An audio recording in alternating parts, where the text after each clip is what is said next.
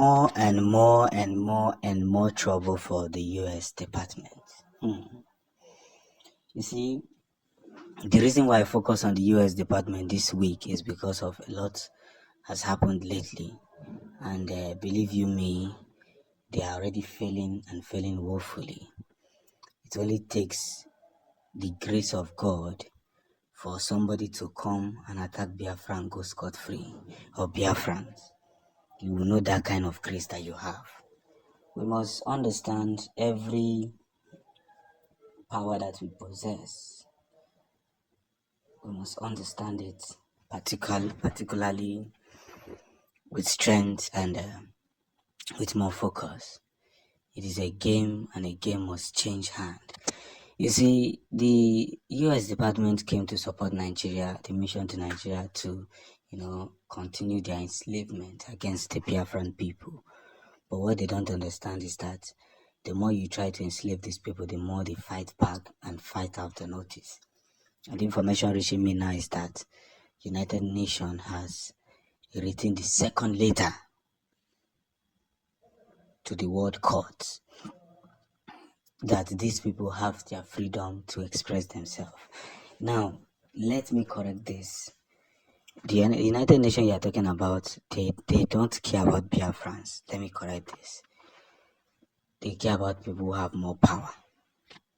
But the reason why they are coming into this picture now is because Biafrans have shown how stubborn they are. Very, very stubborn. You can't beat a child and ask the child not to cry. It's impossible.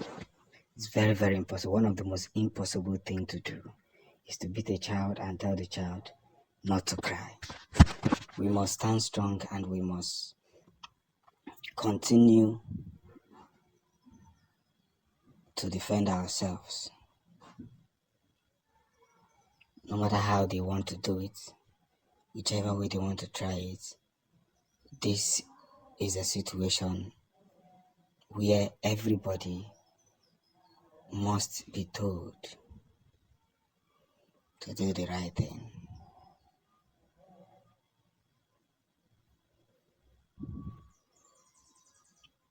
If we are not allowed to do the right thing,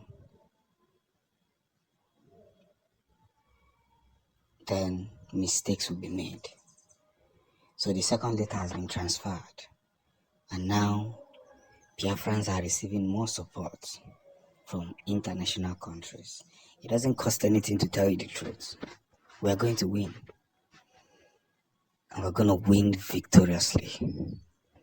It doesn't matter who gets hurt. It doesn't matter who is hurt. What matters more is that we are going to win viciously. Going to strike them before they even know it. So the US Air Marshal have taken charge of the Biafran territory. After few hours after the fourth country withdraw, after the third country withdraw from the US mission, they have now taken charge of the Biafran territory.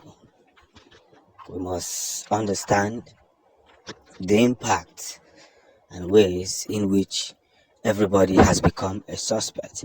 But US Marshal has arrived in Biafran land to meet with the Biafran Liberation Armies for a proper discussion and what to do, where to go, and how to do it. I must applaud the Prime Minister Simon Eba for doing a job well done, because for so long we have been, mid-musing. When we say mid-musing, on the resources and the resourcefulness of what we pursue. I will say it again, that this is the time to challenge ourselves, each other, in the particular lane of truth. Now hear me and hear me clearly.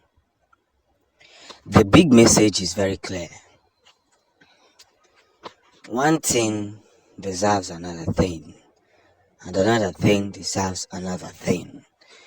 You see, if we must make it this year, for Biafra to be declared in October, we must prove to the international bodies that we are ready to declare this Biafra. Now, the reason why the US Marshal arrived is that the power military, the airspace of the Biafran land has become the one of the most seized by the Biafran people. I say one of the most seized.